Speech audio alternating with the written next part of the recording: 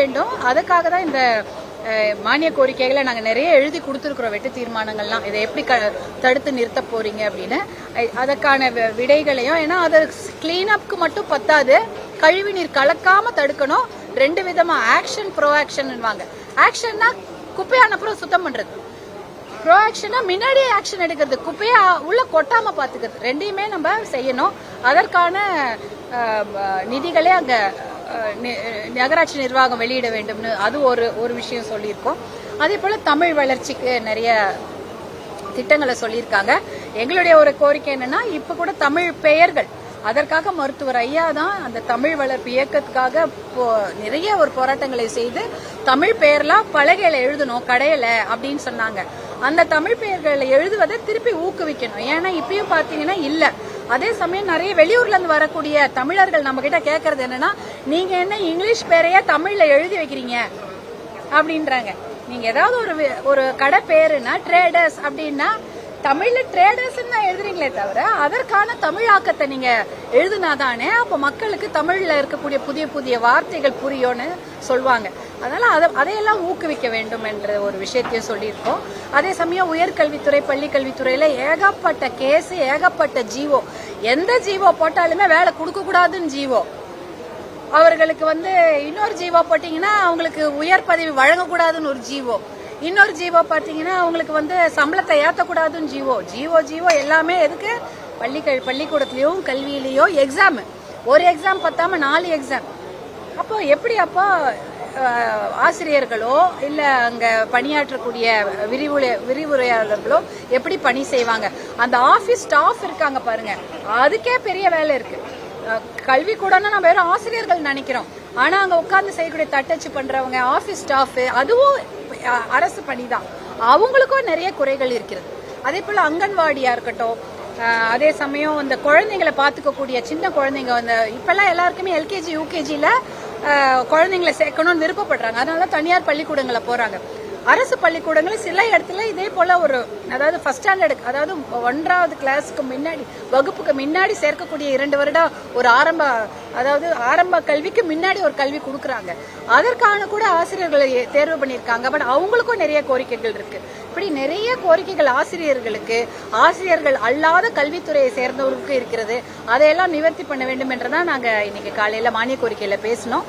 எங்களுடைய இன்னொரு விஷயம் என்னன்னா, தமிழ் பெயர்களை குழந்தைங்களுக்கு சூட்டுபவர்களுக்கு மாண்புமிகு முதலமைச்சர்கள் சிறப்பு பரிசு கொடுக்க வேண்டும். ஏன்னா இப்ப எப்படியுமே பிறக்கின்ற குழந்தைகளுக்கு மாண்புமிகு முதலமைச்சர் தங்க மோதிரம் கொடுத்து குழந்தைங்க அவங்க பரிசளிப்பதாக சொல்லி இருக்கிறாங்க.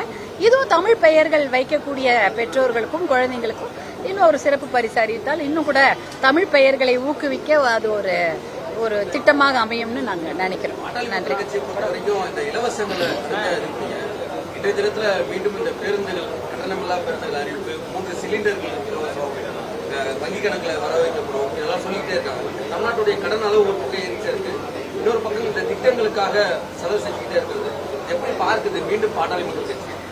பாட்டாளி மக்கள் கட்சியை பொறுத்த வரைக்கும் மக்களுக்கு தேவையான இலவசங்களை கண்டிப்பா கொடுக்க வேண்டும். அது விவசாயமா இருந்தா இடுபொருள், டிராக்டர் போன்ற விஷயங்களை கண்டிப்பாக விவசாயிகளுக்கு இலவசமாக கொடுக்க வேண்டும். படிப்பு அப்படின்னா அந்த படிப்பு இலவசமாக கொடுக்க வேண்டும். இலவசமே வேண்டான்னு பாட்டாளி மக்கள் கட்சி சொல்லவில்லை. கல்வி, மருத்துவம், விவசாயம், தொழில், இது என்ன வேணா, இதுக்காக எவ்வளவு வேணாலும் இலவசங்கள் கொடுக்கலாம். கண்டிப்பாக கொடுத்தாதான் அது ஒரு பசங்க படிப்புக்கோ அவர்களுடைய சுகாதாரத்துக்கோ விவசாயிகளுடைய நல்வாழ்வுக்கு மிக முக்கியமான இலவசங்களை கண்டிப்பாக கொடுக்க வேண்டும். இப்ப நீங்க கேக்குறது பேருந்து பயணம் இலவசமாக இருக்கிறது அப்படின்னு சொல்றீங்க. இப்ப இன்றைக்கு இருக்கக்கூடிய கால சூழ்நிலையில அவர்களுக்கு பொருளாதாரம் பெரிய கேள்விக்குறியாக இருக்கு. அவங்களுக்கு பெண்களை பொறுத்த வரைக்கும் அவர்களுக்கு பொருளாதார சுதந்திரம் என்பது கிடையாது. இப்ப 100 நாள் வேலை திட்டத்தை நம்பிதான் இருக்கிறாங்க. அப்படி இருக்கும்போது அவங்களுக்கு இதெல்லாம் வழங்கப்படுவது பெண்களுக்கான ஒரு நல்ல விஷயமா தான் நான் பாக்குறேன். இப்ப பேருந்துல பெண்கள் இப்போ ஒருத்தரை ஒரு இடத்துல அடைச்சு வைக்க கூடாது. அவங்க நல்லா ஃப்ரீயா போயிட்டு வரணும். அப்படி போனாதான் அவங்க படிப்புக்கோ வேலைக்கோ இல்ல மற்ற வேலைக்கோ அவங்களுக்கு ஒரு எப்படி சொல்றது, ஒரு சுமூகமாக இருக்க வேண்டும் என்பதனால இந்த இலவச பேருந்து பயணத்தை அறிவிச்சிருக்கிறாங்க. ஏற்கனவே இருக்கிற திட்டம் தான் பேருந்து பயணத்தை அறிவிச்சிருக்கிறாங்க. இன்னும் கூட அதை விரிவுபடுத்தி இருக்கிறாங்க கிராமப்புறங்களுக்கு. அது ரொம்ப மிக வரவேற்கக்கூடிய திட்டம். பெண்கள் வந்து அந்த 10 ரூபாய் கூட முக்கியம் அப்படின்ற மாதிரி ஒரு நிலைமை தான். அதனால அவங்களுக்கு அது மிக உபயோகமாக இருக்கு. அதை நாங்க முதல்ல இருந்தே பாட்டாளி மக்கள் கட்சி விவசாய நிலங்களை எந்த ஒரு நலத்திட்டங்களுக்காகவும் பிடுங்கக்கூடாது என்பதில் பாட்டாளி மக்கள் கட்சி தொடர்ந்து போராடி கொண்டு வருகிறது. எந்த ஒரு விவசாய நிலங்களையும், அதுவும் 3 போகம் விளையக்கூடிய விவசாய நிலங்கள், அது ஒண்ணுதான் அவங்க வாழ்வாதாரம். அதை பிடுங்கி எந்த ஒரு நலத்திட்டங்கள், ஏன்னா இது நலத்திட்டம்னே சொல்ல முடியாது, சுற்றுச்சூழலுக்கு எதிரான திட்டம் கூட சொல்ல முடியாது. இது எப்படின்னா, நீடித்த வளர்ச்சிக்கான நலத்திட்டங்கள் இருந்தால் அது சுற்றுச்சூழலை கணக்கில் எடுத்துக்கொண்டுதான் செய்ய வேண்டும். அப்போ இது சுற்றுச்சூழலுக்கோ விவசாயத்துக்கோ எதிரான திட்டமாக இருந்தால் அது எந்த ஒரு திட்டமும் தேவையில்லை. வளர்ச்சி திட்டம் ரொம்ப முக்கியமான தேவை இருக்கு. அதை அறிக்கை அதிமுக ஆட்சி காலத்துல வந்து 8 வழிச்சாலை கொண்டு வந்தாங்க. அதை வந்து திமுக கடுமையாக எதிர்த்தது, வளர்ச்சி திட்டத்துக்கு எதிராக இருக்காங்க அப்படின்றதெல்லாம் சொல்லாம இடைநிலைகள் பாதிக்கப்படுது, விவசாயிகள் பாதிக்கப்படுறாங்க அப்படிங்கிற மாதிரி இந்த பரந்தூர் விமான நிலையம் ஏற்படுறதுக்கு திமுக எதிர்ப்பு தெரிவிக்கிறாங்க. வளர்ச்சி திட்டங்கிறது எவ்வளவு முக்கியமானது? அதிமுக காலத்தில் இருக்கும்போது வளர்ச்சி திட்டமா இருந்தாலும் விவசாயிகள் பாதிக்கப்பட்டதா இருந்தாலும் எதன் அடிப்படையில் அவரோட கருத்துக்கள் இருந்தது? நீடித்த வளர்ச்சி, அதாவது நீடித்த வளர்ச்சி, சஸ்டைன்டு டெவலப்மெண்ட் இல்ல, சஸ்டைன்டு டெவலப்மெண்ட். இன்னும் 100 வருஷத்துக்கு அந்த வளர்ச்சி திட்டம் இருக்கணும். நீங்க ஒரு வளர்ச்சி திட்டம் கொடுத்து ஒருத்தரை வளர்த்துட்டு இன்னும் 2 பேரை சாவடிக்கிறது வளர்ச்சி திட்டம் கிடையாது. அதுதானே, நீங்க வந்து விவசாயிகளுடைய இடங்களை பிடிங்கிட்டீங்கன்னா அந்த விவசாய பெருங்குடிய அவர்களுடைய வாழ்வாதாரத்தை அவர்களை நசுக்கி விட்டு, இல்ல அவங்கள 2 பேர் சாவடிச்சு விட்டுட்டு வேற ஒரு பொருளாதாரத்தை வளர்க்கிறேன்னு சொல்றது எந்த விதத்திலயும் நியாயம் இல்லை இல்லையா? அதனால நீடித்த வளர்ச்சி இருக்கக்கூடிய திட்டங்களுக்கு தான் முன்னுரிமை தரப்பட வேண்டும். அதனால விவசாய நிலங்களை எடுப்பதோ அத விவசாயிகளுக்கு பாதிப்பு ஏற்படக்கூடிய திட்டங்கள் வந்து தேவையில்லை. பள்ளிக்கல்வித்துறையில வந்து பல புகார்கள் வந்திருக்கு, செய்திகள் வெளியே வந்திருக்கு. அதாவது அரசு அறிவிச்ச வந்து ஒரு அமௌண்ட் வாங்காம அதுக்கு மேல டபுளா வாங்குறாங்க அப்படின்னு செய்தித்தாள்லயே வந்துச்சு, இப்போ ஊடகத்திலே வந்துச்சு. இது வரைக்கும் எதாவது நடவடிக்கை எடுத்திருக்காங்களா? அதை பத்தி உங்களுடைய கருத்து எதாவது பகிர்ந்துருக்கீங்களா?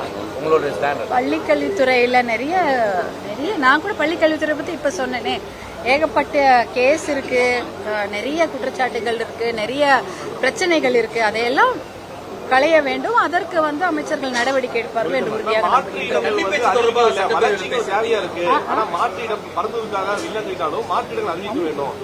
கடந்த ஆட்சி காலத்துல வந்து பண்ணி பணத்தெல்லாம் கொடுக்குறாங்க. இப்ப அதை என்ன பண்ண போறாங்கன்னு ஒரு கேள்வியை திமுக முன்வைக்கிறாங்க. அதை எப்படி பாக்குறீங்க? அது என்ன, மாற்று இடத்தை தேர்ந்தெடுக்க வேண்டும். நில உரிமையாளர்கள் திருப்பி பணத்தை திருப்பி தந்துட வேண்டும். நீங்க அனௌன்ஸ் பண்ணி பாருங்களேன், எல்லாருமே அவங்க ஊர்ல இருக்கதா விருப்பப்படுவாங்க. வாங்கிட்டு எங்க போயிருப்பாங்கன்னு, எங்கேயாவது போய் ஏதோ ஒரு இடத்துல வீடு, ஒரு காலநிலை அகதிகள் சொல்றோம் இல்லையா, காலநிலை அகதிகள் மாதிரி அவங்க ஊர்ல இருந்து இன்னொரு ஊருக்கு அகதியா தான் போயிருப்பாங்க.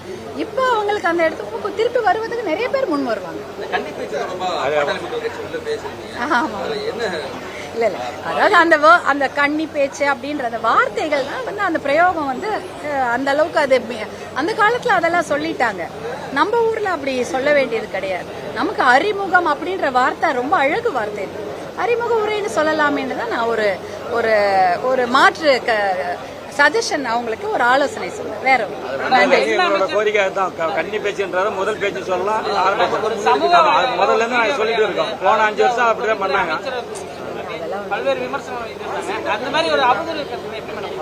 அவதூறு கருத்துக்கெல்லாம் நான் வந்து முதல்ல பேசும்போதே பெண்களுக்கு ஒரு விழிப்புணர்வு சொன்னதே அதுதான்.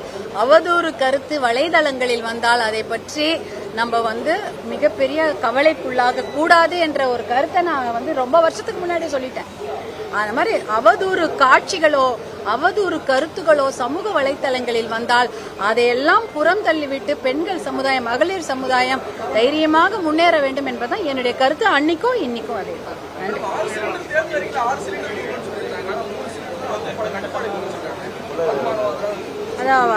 நிதி நெருக்கடி என்று அவர்கள் முதலிலே சொல்லிவிட்டதனால் 3 சிலிண்டர்கள் என்பது வரவேற்கக்கூடிய ஒரு அறிவிப்பு. நன்றி. நன்றி.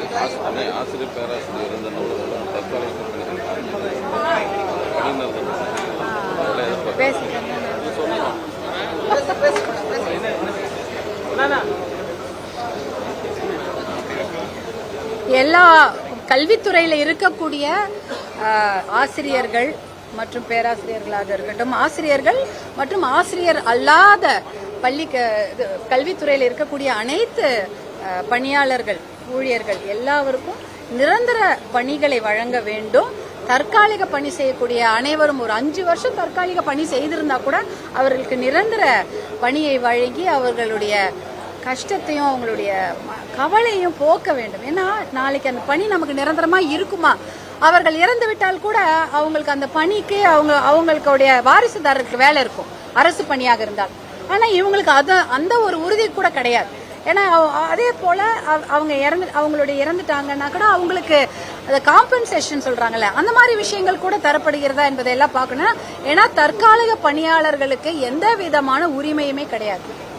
அவங்கள எல்லாரையுமே நிரந்தர நகராட்சி நிர்வாகத்தில் பணி செய்யக்கூடியவர்களா இருக்கட்டும், இல்ல கல்வித்துறையா இருக்கட்டும், எல்லா துறையிலையுமே தற்காலிகமாக பணி செய்பவர்கள் அனைவருக்கும் நிரந்தர பணிகளை உருவாக்கி தர வேண்டும். நன்றி.